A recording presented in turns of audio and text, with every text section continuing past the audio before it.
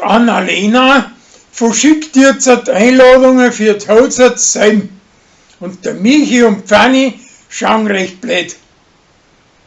Der Flori hängt in seiner Hirbe eine Kamera auf, die wo die Einbrecher melden sollte.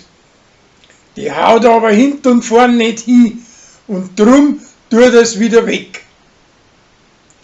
Ivi schlagt z Lansing auf und sagt an, dass zu ihrem Vater seiner Hochzeit nicht kommen kann, weil ihre Alter an denselben Tag am Auge operiert wird.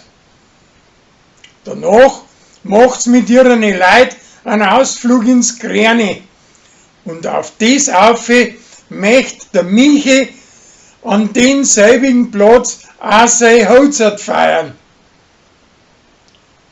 Für ein Kreuzworträtsel sucht die Uri ewig nach dem bayerischen Ausdruck Starnitzel und der Lorenz möchte ihr drauf helfen, aber schließlich findet sie ihm nachher aus dem Netz außer.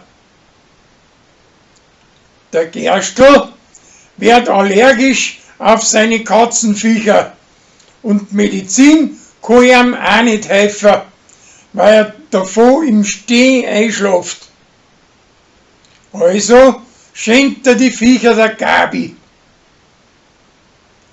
Der Flori möchte mit der Josie wieder einmal ein Rendezvous probieren, aber das wird wieder nix, weil es derer seine Mutter beim strafmäßigen Zeiteln erwischen.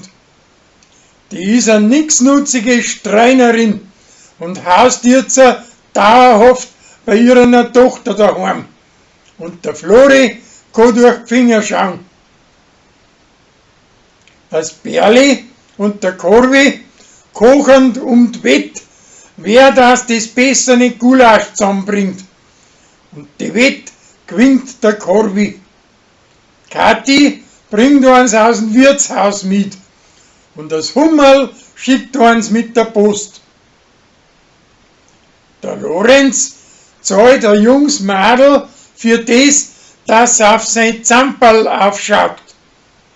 Die Rosi meint zuerst, dass das ein Schnallen ist und fürs Stopfen gezahlt wird. Und das hält sie am Vier und geniert sie recht, wie er ihr schließlich sagt, was wirklich los ist.